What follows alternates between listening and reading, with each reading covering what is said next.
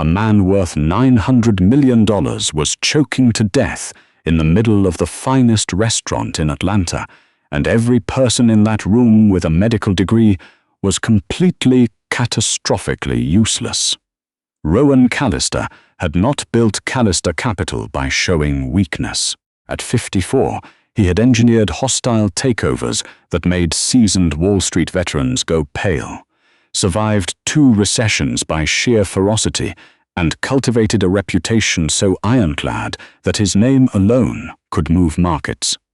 His personal physician, Dr. Edmund Price, cost him $400,000 a year and traveled everywhere with him in a company car. The man had credentials from 3 continents and a leather bag full of emergency medications that he now held with trembling, absolutely useless hands. For 18 months, Rowan had been suffering. The episodes came without warning. A tightening in the chest, a sensation like piano wire being drawn slowly around his windpipe. Then nothing. No air, no sound, just the terrifying silence of a body betraying itself at the most inconvenient possible moments. Johns Hopkins had run every scan available. The Cleveland Clinic had assembled a panel. Specialists had collected his money and offered him shrugs dressed up in medical terminology. Nothing worked, nothing stopped them. Tonight, the stakes could not have been higher. The private dining room at Orem, Atlanta's most exclusive address, had been booked 6 weeks in advance. Across the table sat Patricia Wohl, the ice-cold managing director of a Frankfurt-based private equity group whose partnership would add $3 billion to Callister Capital's portfolio. Patricia Wohl did not tolerate surprises. She had turned down overtures from firms twice Rowan's size because she found their leadership emotionally unpredictable. Rowan had spent 40 minutes that afternoon rehearsing his breathing exercises. It didn't matter. The tightening started during the second course. A subtle, familiar, prickling sensation crept up the back of his neck, right beneath his collar. His chest began to feel like someone had packed it with wet concrete. He reached for his water glass, and his hand was not entirely steady. Just outside the heavy mahogany doors of the private room, Tessa Rowe was loading a tray of dessert plates and pretending she wasn't exhausted down to her bones. At 28, Tessa had the particular kind of tired that comes not from one bad night, but from 3 years of accumulated sacrifice. She wore Orem's required uniform, a crisp white dress shirt, black trousers, a small gold pin above her left pocket, and she wore it well because she did everything well. That was the problem and the gift and the tragedy all wrapped together. Tessa did everything with a precision and attention to detail that had once earned her the top academic scholarship at Emory University's nursing program. She had finished 2 years at the top of her cohort. Then her father, Thomas Rowe, had his first stroke. Thomas was 59 and had been a high school chemistry teacher his entire adult life. The stroke had been sudden and savage. It left him with limited mobility on his left side, aphasia that made speaking feel like translating from a language he used to know fluently, and a collection of neurological complications that no single doctor seemed to fully understand. The medical bills arrived in stacks. The disability payments covered a fraction of what was needed. Tessa's younger sister, Mara, was only 17 and still in school. Tessa had withdrawn from Emory at the end of her second year. She told the department head she'd be back. She said it with enough conviction that she almost believed it herself. That was 3 years ago. Now she worked doubles at Orem 6 days a week, had picked up a weekend breakfast shift at a diner in Midtown, and spent whatever remained of her mental energy researching her father's condition online after midnight, when the apartment was quiet. She had read everything she could find about post-stroke neurological complications, about spasticity, about vasovagal responses, about medication interactions. She understood pharmacology with a depth that would have surprised the people who handed her menus. She pushed open the mahogany door with her shoulder and stepped into the private dining room to clear the sorbet course.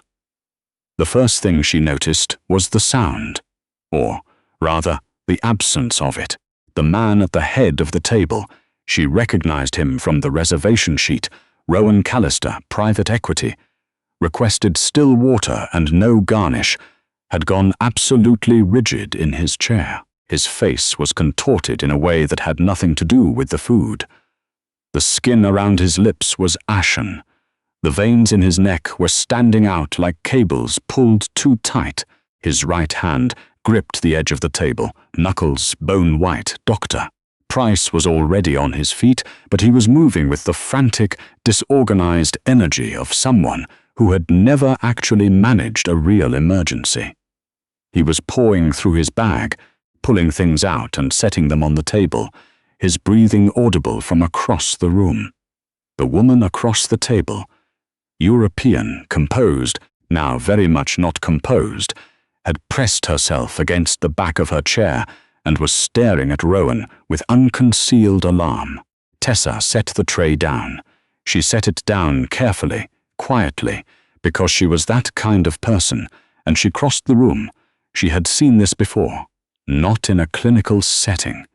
In her living room, at 2 in the morning, with her father on the floor and her sister screaming from the hallway. She had learned what a laryngospasm looked like when it was happening to someone you loved. She had memorized the posture, the color change, the particular way the chest heaved without any air actually moving. Rowan Callister was having a severe laryngospasm. Dr. Price had a syringe in his hand. Tessa looked at the label from 4 feet away and felt her stomach drop. "Don't give him that," she said. Price wheeled on her. His face was flushed, his authority visibly shaken, and he pointed the syringe at her like an accusation. "Excuse me, who are you?" "Don't give him that medication," Tessa repeated, and her voice was steady in the way that comes from having said calm things in genuinely terrifying situations. "It's a central nervous system depressant. His airway is already compromised. If you sedate him right now, you will stop his respiratory drive before the spasm releases." "I am his physician," Price said, each word clipped and furious. "I have been managing this condition for 18 months. Remove this woman from the room immediately." The security detail, a large man named Henk, who had been standing invisible in the corner the way good security always did, took 1 step forward. Rowan's lips were turning blue. "Hold him," Tessa said to Henk, and something in her voice made him hold. She was already kneeling.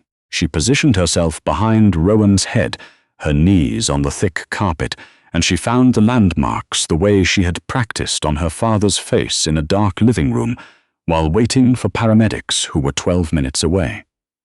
The laryngospasm notch, the precise anatomical groove behind the earlobe between the mastoid process and the jaw condyle, the glossopharyngeal nerve pathway that, when stimulated correctly and with enough controlled force, could override the vagal signal locking the vocal cords shut. "This is going to be uncomfortable," she said quietly to a man who could not hear her, "but you're going to breathe." She pressed her thumbs into the notches and pushed the jaw forward and up with calibrated, unflinching pressure. Dr. Price was shouting something. Patricia Wohl was on her feet. Henk had one hand on Rowan's shoulders and was looking at Tessa with wide eyes and the particular trust of someone who has run out of better options. 3 seconds. 4. The room held itself completely still. Then Rowan Callister's body jolted as if struck by something invisible, and a sound tore out of him that was ugly and magnificent and absolutely alive, a massive, ragged, rattling gasp that filled his lungs and turned his face from grey to furious red in the space of a breath. He coughed once, twice, a wet and violent sound, and then he was breathing. Long, disbelieving, beautiful breaths. Tessa sat back on her heels, Her own heart was hammering. She became aware that her hands were shaking now that they no longer needed to be steady. Rowan lay back in his chair. He stared at the ceiling for a long moment. Then, slowly, he looked down at the woman in the Orem uniform kneeling on the carpet beside him. He said nothing. His throat was too raw. But he looked at her the way a man looks at something he does not have a category for. Patricia Wool, to her credit, was the first one to speak. Her voice was very quiet. Someone should get this woman a chair. The morning after, Rowan sat at the long glass table in the Callister Capitol Conference Room on the 32nd floor and watched himself on a phone screen. One of the kitchen staff at Orem had recorded the incident through the gap in the partially open service door. The footage was shaky and the angle was poor, but it was unmistakable. Rowan Callister, turning to the saucer of being saved by someone who worked in the building for tips. The video had not leaked yet. His communications director, a sharp woman named Bryn, had spent the night making calls. But these things had a way of finding the surface. His attorney, Hugh Marsh, sat across from him in a suit that cost more than most people's cars and wore the expression of someone delivering news he had delivered many times before and found no less distasteful for the repetition. "Her name is Tessa Rowe," Hugh said, 28, dropped out of Emory's nursing program 3 years ago. No significant assets.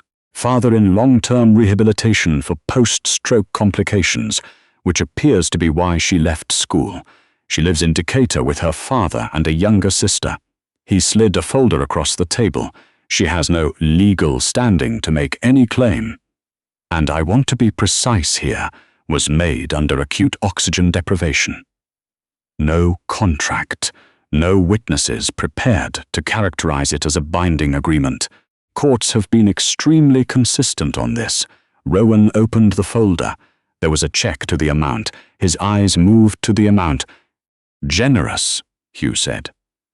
"More than she makes in a year and a half at her current position. She violated Orem's guest contact protocols, which gave them grounds to terminate her this morning. She needs the income." Rowan was quiet for a moment. He touched his jaw, where a faint soreness lingered beneath his ear. "I said $1 million. You said it, while suffocating, Rowan. It won't hold. And the non-disclosure. Comprehensive. She can't discuss your medical condition, the incident, or her involvement with anyone. Press, family, no one." Rowan closed the folder without picking up the pen Hugh had laid beside it. He stared out the floor-to-ceiling windows at the Atlanta skyline, the morning light flattened grey above the buildings. "Get her in here," he said. Hugh paused. "That's not typically how. I said get her in here." Tessa arrived at the Callister Capitol offices at 11 in the morning, wearing a grey blazer she'd bought second-hand and had dry-cleaned twice to make it look right. She carried nothing except her phone and a bus card. Henk, who had apparently been reassigned to lobby duty for the morning, nodded at her when she came through the revolving door. She nodded back. They put her in a small conference room on 32 and left her there for 7 minutes, which she understood was intentional. She used the time to read the non-disclosure agreement that had been emailed to her at 7 that morning by someone named Hugh Marsh, attorney at law.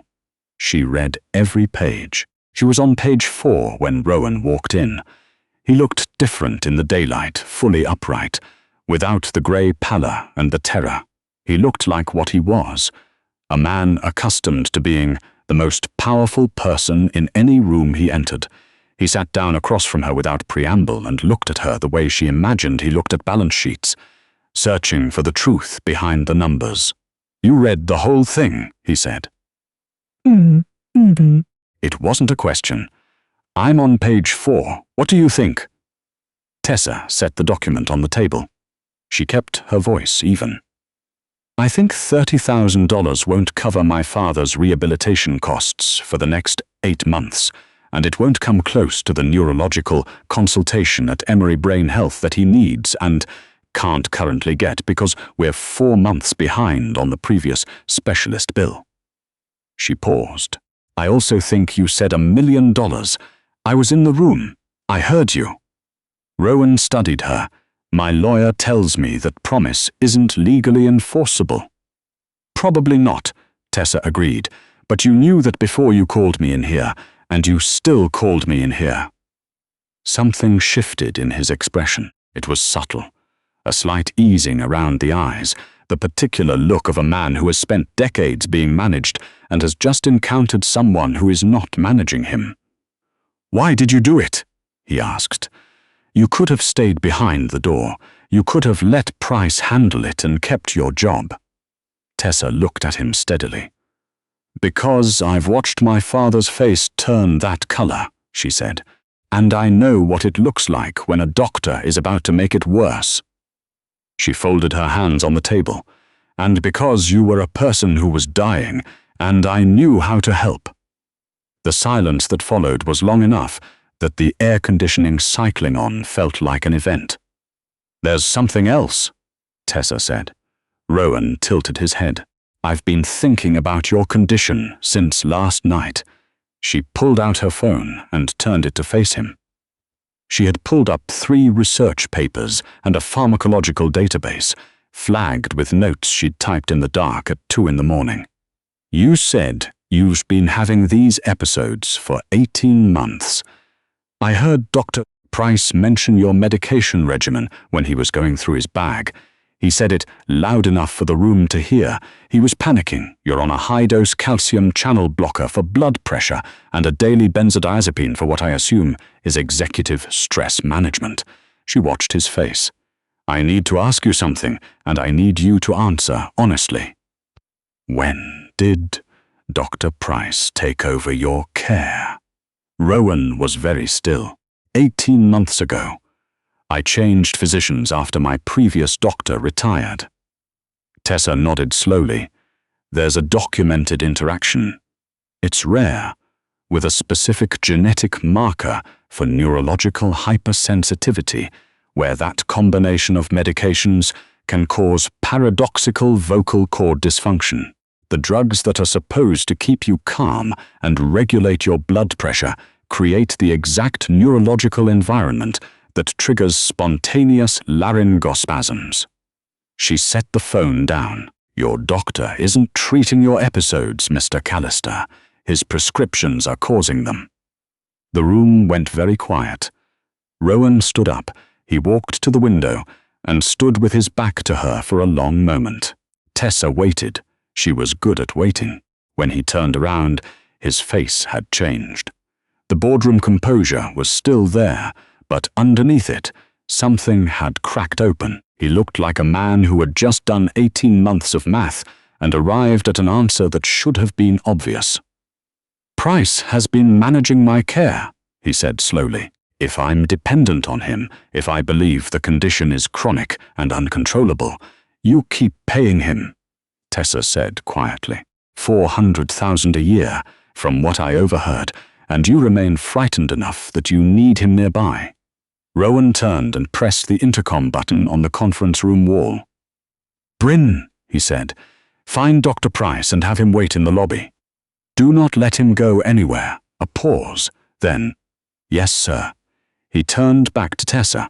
He looked at her for a long moment, at the second-hand blazer and the bus card and the phone with the pharmacology database open on the screen.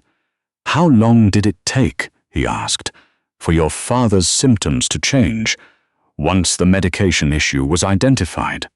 48 hours, Tessa said.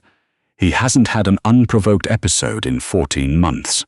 He still needs surgery to address the tissue scarring, structural damage from the recurrent spasms, but the spontaneous attacks stopped almost immediately once the drugs were out of his system." Rowan nodded once, the way he probably nodded when someone confirmed a number he already suspected was correct again. "Hugh? Hugh, come to conference room B." A pause. "Bring a blank contract." Hugh Marsh arrived 4 minutes later, looking precisely as unhappy as a man looks when a situation has moved outside the parameters he established. "We're drafting a new agreement," Rowan said, before Hugh could speak. "Mrs. Rowe will be engaged as a specialized wellness consultant for Callister Capital, effective immediately. Her first-year compensation will be $1 million, paid in full by wire transfer today." He picked up the folder with the $30,000 check, looked at it once, and set it face down on the table. "Additionally, I want a direct line opened to the Emory Brain Health Center.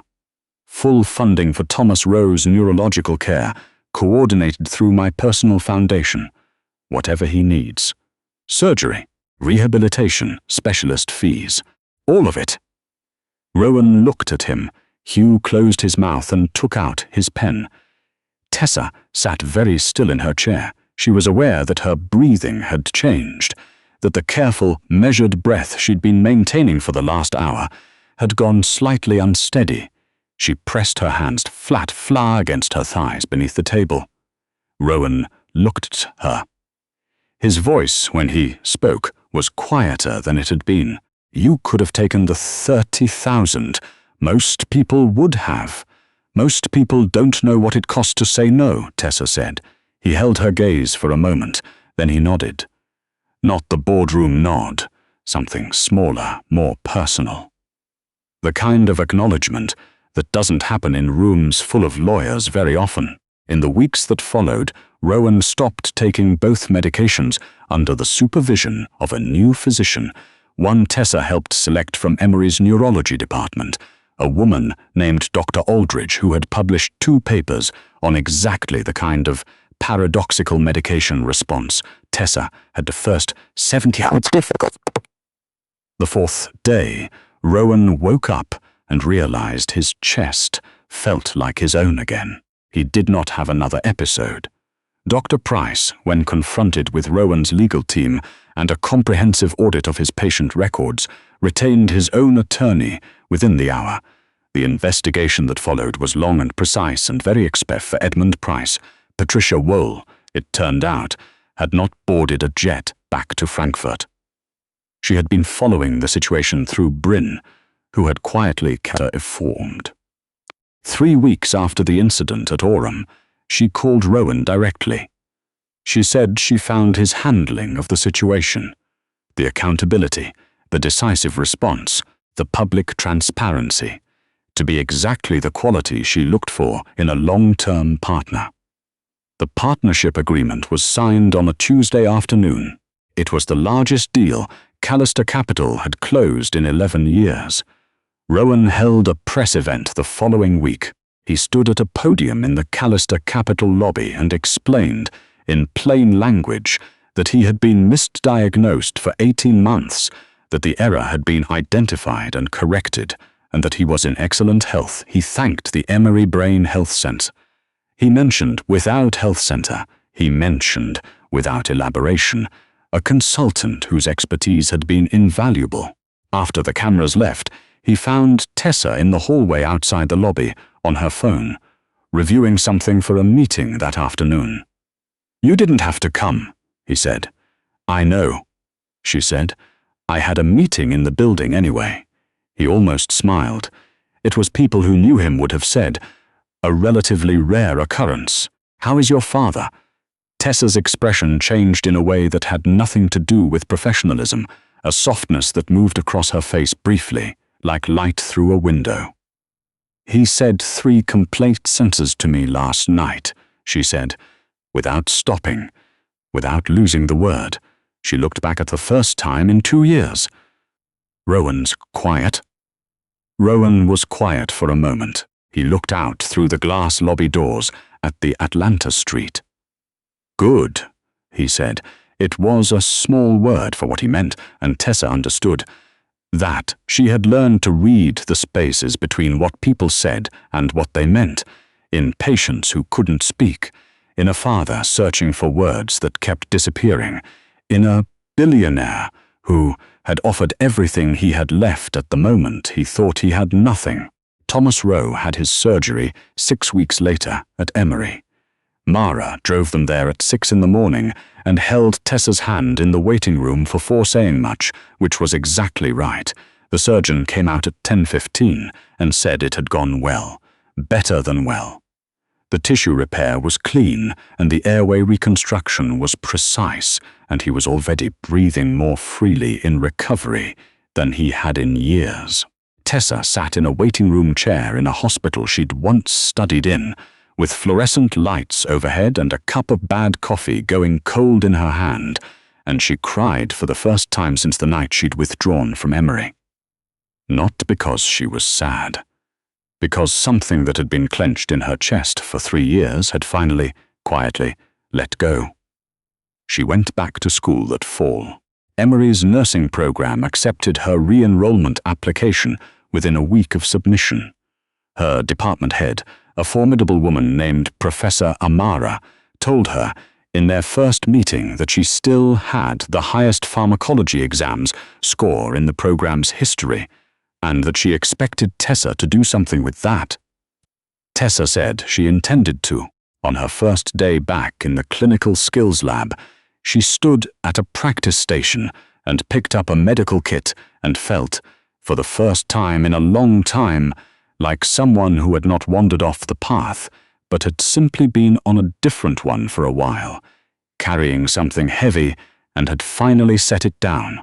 She thought about a man choking in a restaurant, and a room full of people who couldn't help him, and the exact location of a notch behind the ear that she'd learned not from a textbook, but from a living room floor at 2 in the morning. She thought that knowledge was like that sometimes.